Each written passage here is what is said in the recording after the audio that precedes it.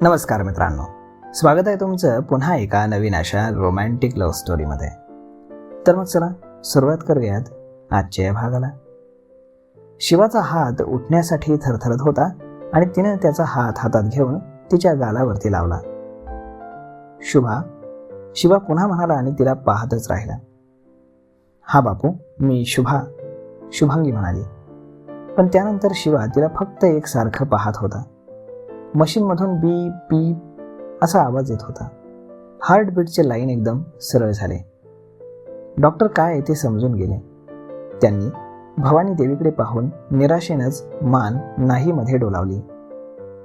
बापू बोला ना, मी शुभांगी म्हणाली आणि भवानी देवीनं तिच्या खांद्यावरती हात ठेवला. शुभांगी बाळा, भवानी देवी जड भरल्या आवाजानं म्हणाल्या. बापू बोलत नाहीत, शुभांगी त्यांना पाहून म्हणाली. तो आता कधीच बोलणार नाही बाळा.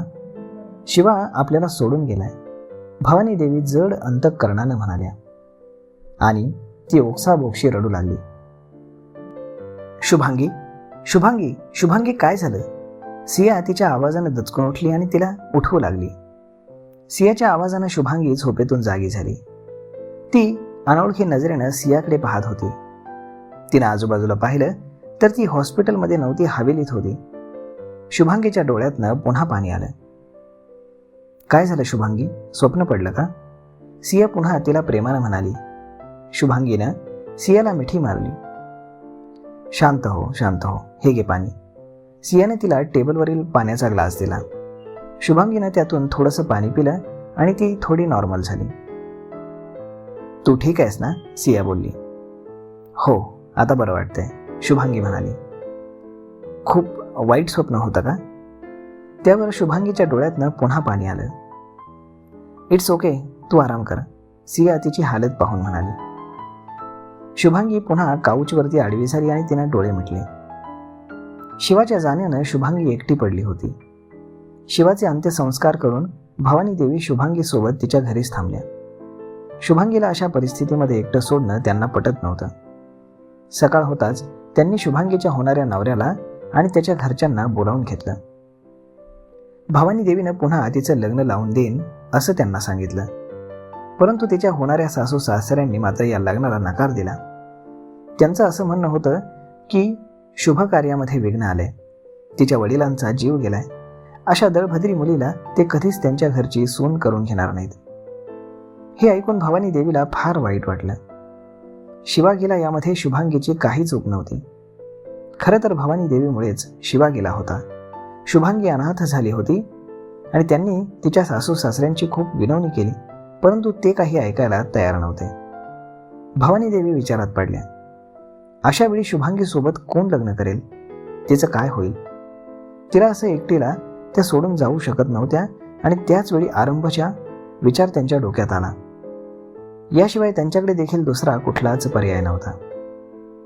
त्यावेळी त्यांनी बाकीचा काहीही विचार न करता आरंभला या लग्नासाठी उभं केलं.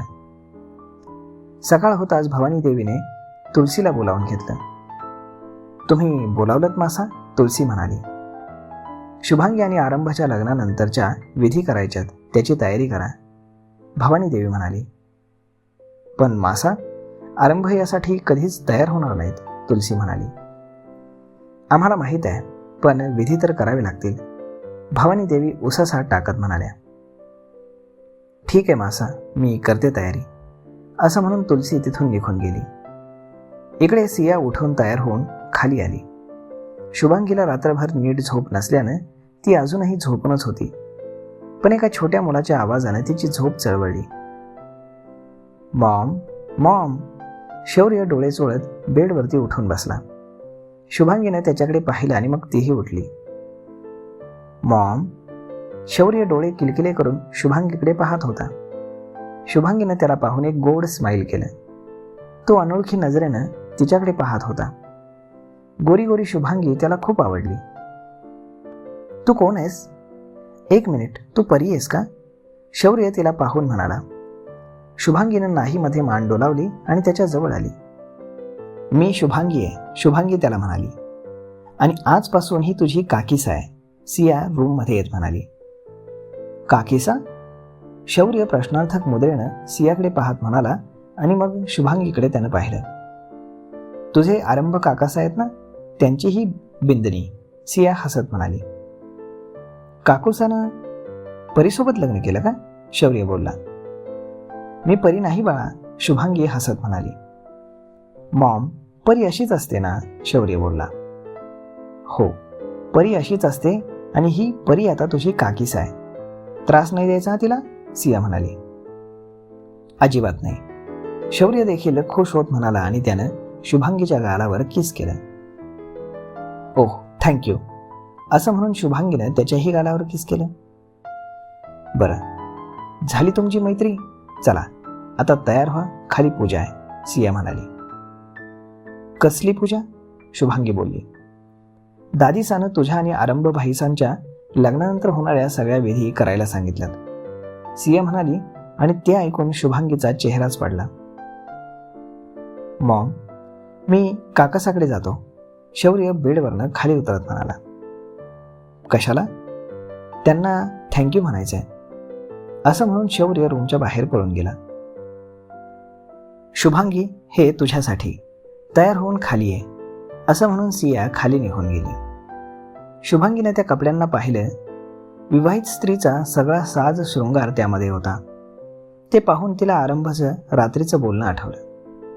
तो तिला पत्नी मानत नव्हता आणि हे लग्न त्याच्या मनाविरुद्ध झालं होतं, परंतु तरीही तिला या सगळ्या गोष्टी कराव्या लागणार याचं तिला फार वाईट वाटत होतं.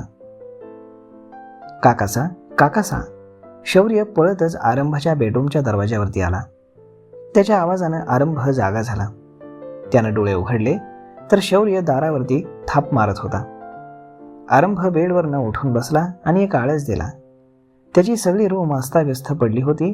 ते पाहून त्याला रात्रीचं वागणं आठवलं. काकासा, ओपन द डोर प्लीज, शौर्य दारावरती पुन्हा थाप मारत म्हणाला. कमिंग. आरंभने जाऊन दार उघडलं आणि समोर पाहिलं तर छोटा शौर्य दोन्ही हात कमरेवर ठेवून त्याला रोखून पाहत होता. व्हॉट, आता मी काय केलं? आरंभ त्याचा हा लटका राग पाहून म्हणाला. मला वर घ्या मग सांगतो, शौर्य गाल फुगवून म्हणाला. मग आरंभानं त्याला उचलून वर घेतलं आणि तो चालत समोर असलेल्या मोठ्या वरांड्याकडे निघाला. जाताना त्यानं एका नोकराला त्याची रूम साफ करायला सांगितली. हां, आता बोल, काय केलंय मी? आरंभ शौर्याला तिथं असणाऱ्या झोपाळ्यावरती बसवून म्हणाला.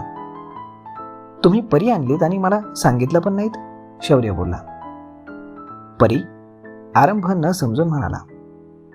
येस, परी, शुभांगी काकीसा, शौर्य म्हणाला आणि तेव्हा कुठे त्याचं बोलणं आरंभाला समजलं आणि तो काहीच बोलला नाही. आपण सगळं शेअर करतो ना, मग परीबद्दल का नाहीच सांगितलं, शौर्य बोलला.